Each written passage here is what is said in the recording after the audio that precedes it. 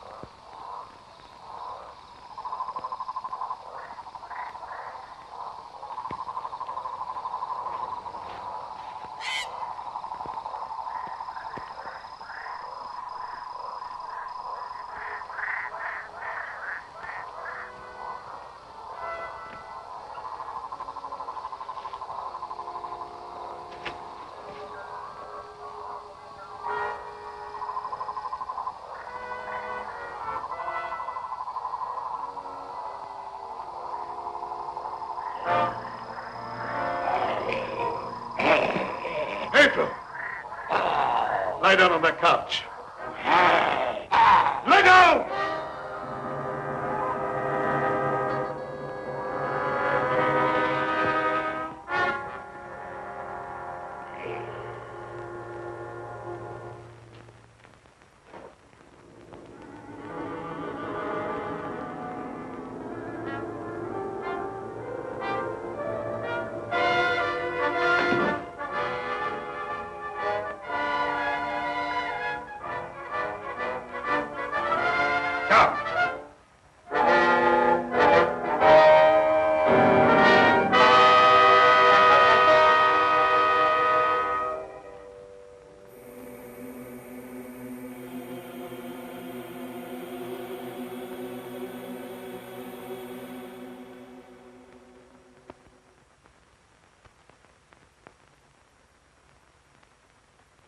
I've been walking in my sleep again. Yes, you have. You'd better go to bed. I'm sorry if I made a nuisance of myself. I wish I wouldn't walk in my sleep like that, because I have such bad dreams. Don't be upset about your dreams, Pedro. You've been of great assistance to me tonight. Very great assistance. In fact, I'm going to reward you by taking you to the city with me. You mean I can go along with you and ride in the car? Yes. While we're in the city, we'll make calls together. First, we will call upon a pompous gentleman called Blaine. Professor Blaine. Good morning, Pedro. Good morning, Miss Lenora. Will you do me a favor? You know I'd do anything for you. Well, I want you to mail this letter for me when you go into the village. And it's already stamped. Yes, ma'am. I'll take that letter. Dad. Give me that letter. So you couldn't wait till my work was finished. You felt you had to write to your reporter. Well, I just wanted to tell him that I was safe. If you remember, you made me go away without even saying goodbye. There was a reason for that, my dear, a very good reason. See anything of him? No. Not much use looking now. It's daylight, and he only prowls at night. Maybe he's seen something. Yeah, take the last. Come Good morning. Why all the armament? We're looking for a wild varmint what killed a little child. Been looking all night. You mean someone was killed by a wild animal? Yeah, my little girl. Oh, how terrible. How did it happen?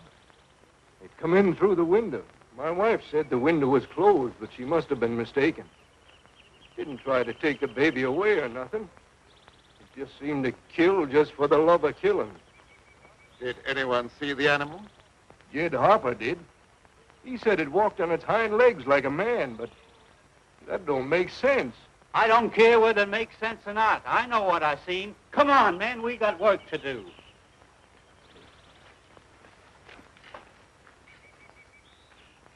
What do you make of it, Dad? Predatory animal that opens windows. That would be very interesting for science, wouldn't it? Its dominant urge is to kill and destroy even when unprovoked. A human characteristic translated into animal instinct. Animals rarely killed except for food or in self-defense. The eminent professor, Dr. Blaine, would be interested to study such an amazing animal, wouldn't he?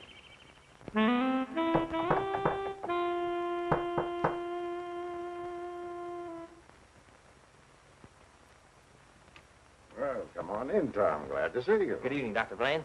I came in through the garden so as not to disturb your housekeeper. Sit down. Even if Martha has dozed off, which I think she has, a full alarm of fire wouldn't disturb her. I have a faint suspicion that there is something besides my housekeeper's welfare on your mind. What is it? Well, I'm after a story. Well, quite a novel pursuit for a newspaper man. An AP dispatch from Ashton down in the swamp country tells about a child being killed by a wild animal. Well, that's a tragic thing. Yes, a neighboring farmer saw the brute and swears that it traveled at a terrific speed on its two hind legs. I understand they make a very potent corn liquor in that district. Oh, no, it's nothing like that. I've a hunch there's more to this story than just a jug full of corn liquor. I hope that you could give me an angle I could work into a Sunday feature. I don't know what you mean by an angle. The possibility of the survival in the depths of the swamp of some of those overgrown lizards that used to be head men on Earth. I understand they traveled around on their hind legs and made our present-day public enemies look like horticultural specimens. I'm sorry, Tom. I can't lend myself to that sort of sensationalism. True science, the search for knowledge, is on a far higher plane than that. It is worthy of being treated with dignity. And I feel that I owe an obligation to the people who respect my opinion. Your angle, as you call it, on prehistoric lizards is utterly fantastic. I'm sorry. I didn't know I was getting into such deep water. Well, I'll hang my head in shame and slink away. No harm's done. Don't take it so to heart. Put your feet up on the desk and stay for a while. Well, I can't now. I've got to get back to the office. But I'll drop around again. Thanks very much for the information. I didn't give you very much. See you again, boy.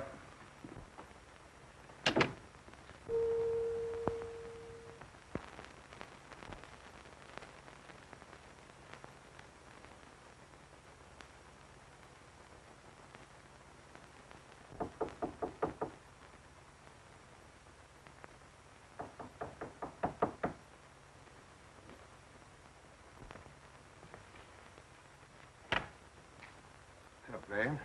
Surprised to see me? Yes, I confess I am. Come in. Sit down. Thank you. You shouldn't be surprised, Blaine. I told you that I'd come back when I could prove my theory to your complete satisfaction. You say you've proven that wild theory? But I'm here. You don't think I enjoyed your comments so much that I came back merely to hear you repeat them? Any comments I made were an expression of honest opinion. I will retract any statement proven to be untrue. Do you think that will cancel your obligation? Do you think a retraction will pay me for the humiliation of being held up to public ridicule, for having my scientific reputation blasted, for being forced to resign from an honorable position? I deeply regret any possible injustice, but my rejection of your theory was not intended as a personal persecution. I'm sorry. I apologize, Dr. Blaine. I suppose we're all prone at times to lose sight of the true perspective. Well, let's say no more about it. I'll gladly consider anything in support of your theory. I'm not asking you to take my word for anything. Just to believe the evidence of your own eyes. Petro.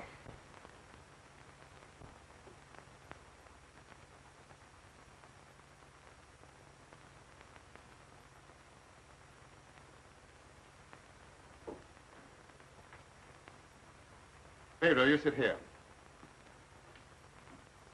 This is my guinea pig.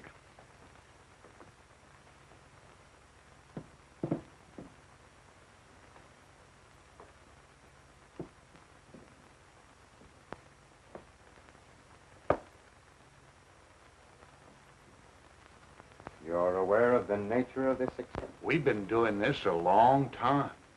You may rest assured the experiment is a proven success. Otherwise, I wouldn't be here. What good can come with tampering with the normal laws of nature? A great deal of good. An invincible army, for one thing. You'll understand when you see the results.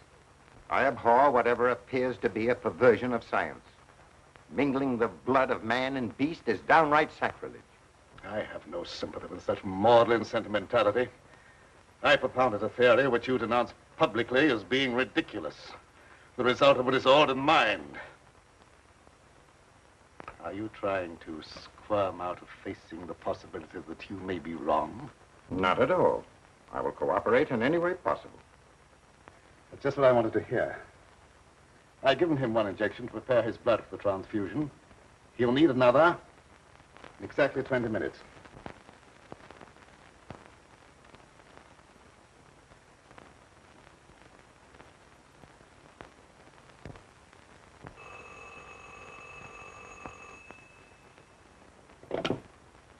Hello?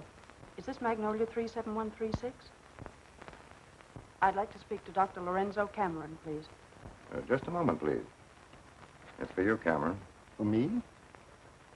Hello? Oh, is that you, dear? You asked me to call you and find out if you're returning tonight. It's all right. I'll be over as soon as I can. Goodbye. Goodbye. It's my daughter with some friends. I'll have to go and get her. I shan't be long. What about the second injection? You said it had to be given in 20 minutes. Oh, yes, the injection. I may be able to make it. If not, I wonder, Doctor, whether you'd do it for me. Why, yes, I guess so. That's very, very kind of you. Pedro, you stay here and don't bother Dr. Blaine. No, sir, I won't bother. Of course, it's quite possible, Doctor, if I don't get back, that you can ensure the failure of this demonstration by forgetting the injection. I'll have to take that chance. Don't worry.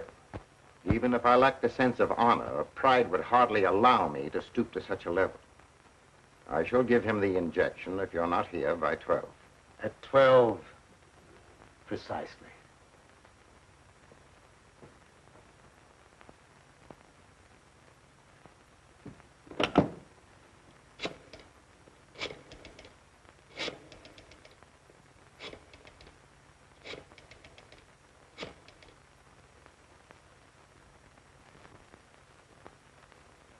Hello?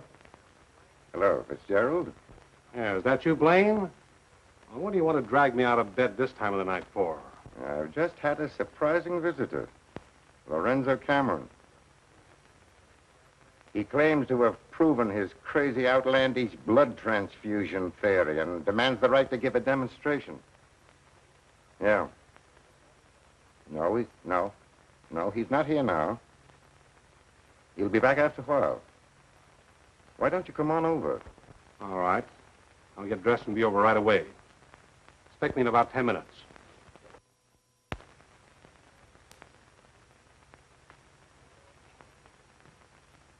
Are you at all familiar with the work Dr. Cameron is doing? Oh, no, sir. I'm just handyman around the place. Nobody, not even Miss Lenora, knows what he does. Oh, his daughter is still with him? Oh, yes, sir. She's with him. But I think she's lonesome. She seems to be grieving about something. Oh, that's an outrage. Cameron has no right to accept such a sacrifice from her. Oh, I don't like being a busybody, but she's such a fine girl, and a certain young man is just the tonic she needs to make her happy. Where do they live? Dr. Cameron rented the old Danfield homestead house about 4 or 5 miles from Ashton. It was a fine place, but ain't been nobody lived there for a long time, and the weeds kept growing closer to the house till they about swallowed up everything.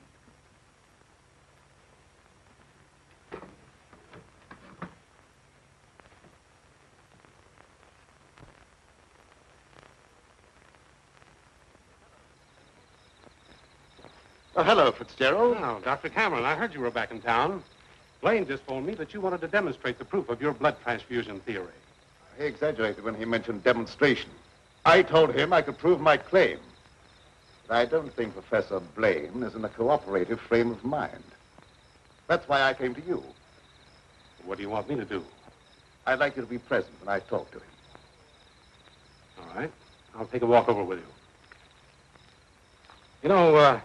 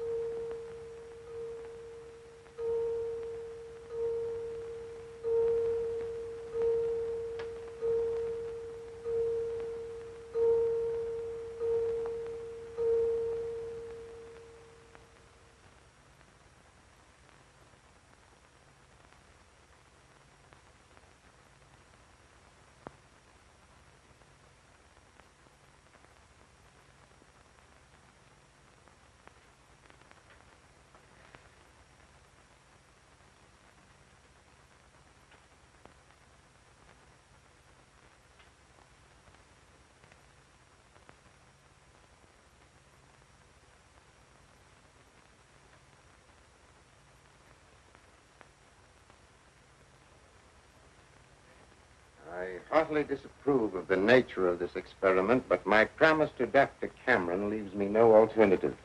Sure. Roll up your sleeves.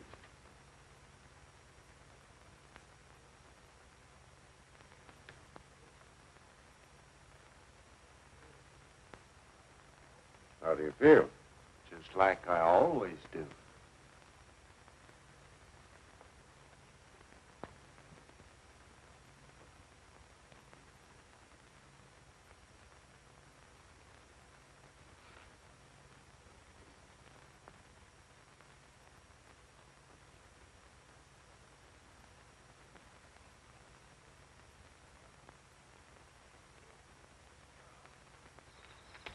Well, here we are. Oh. something wrong? Just a little heart trouble. Nothing serious, but distressing at times.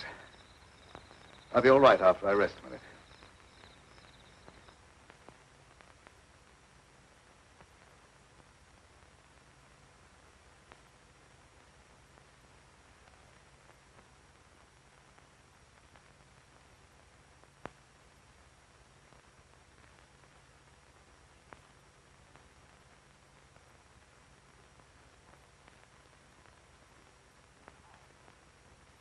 Maybe we better go in the house. Oh, no, in just a moment. What's the matter, Grunt? Oh, a slight heart attack. Want me to call an ambulance? No, I don't want an ambulance. I'll be all right in a minute. Oh, just trying to help.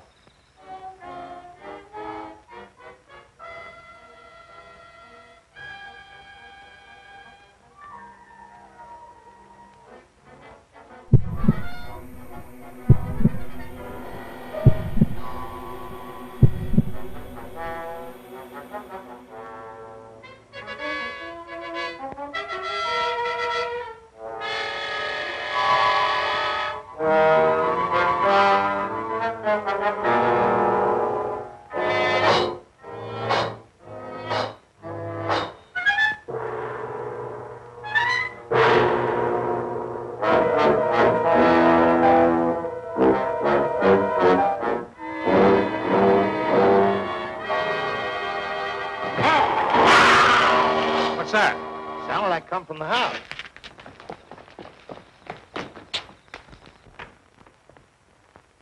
Come on in here. There's something wrong.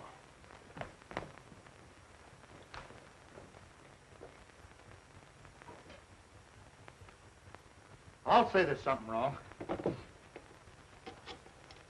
Give me police headquarters and make it fast. Hello, Sarge. This is Dugan. I got a murder on my beat. Right away.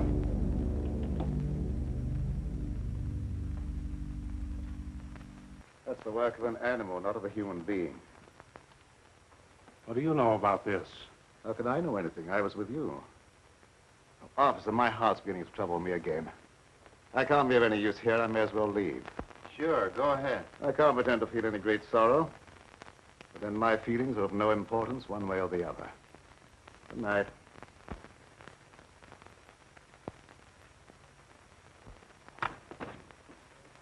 Howdy, Lieutenant. Hi. I've seen a lot of murders in my day, but never as messy as this one.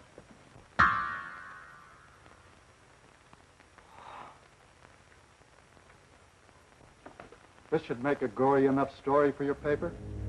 This is more than just a story to me. He was my friend. There was a couple of college professors arguing outside and using a lot of big words. They followed me in here, and I heard one of them say that some kind of a dangerous animal done this killing. Well, how could a dangerous animal be roaming around the city? I don't know. Just got away from a zoo or a circus or something. I'll check on that angle.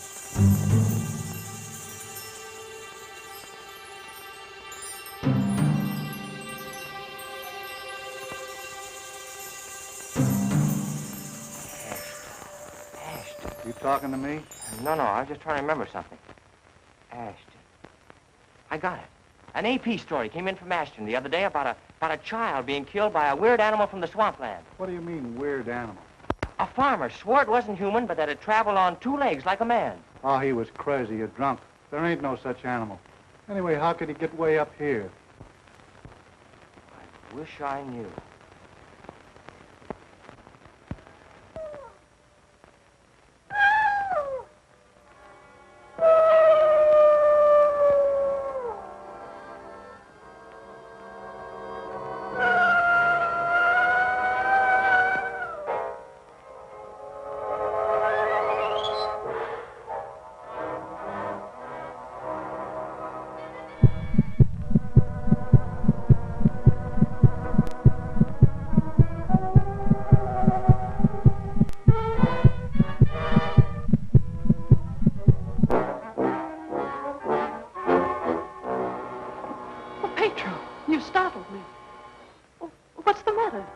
Stare at me like that.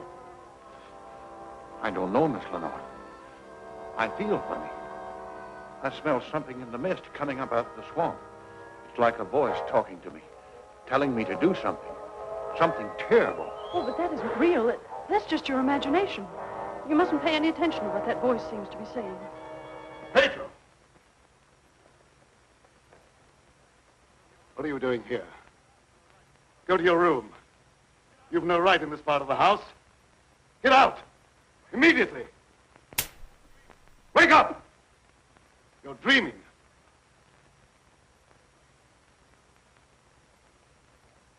I don't know what's come over me. I must have a touch of swamp fever. That's very likely. Now go to bed. I'll get something for you. Yes, sir. I'm sorry if I made a nuisance of myself.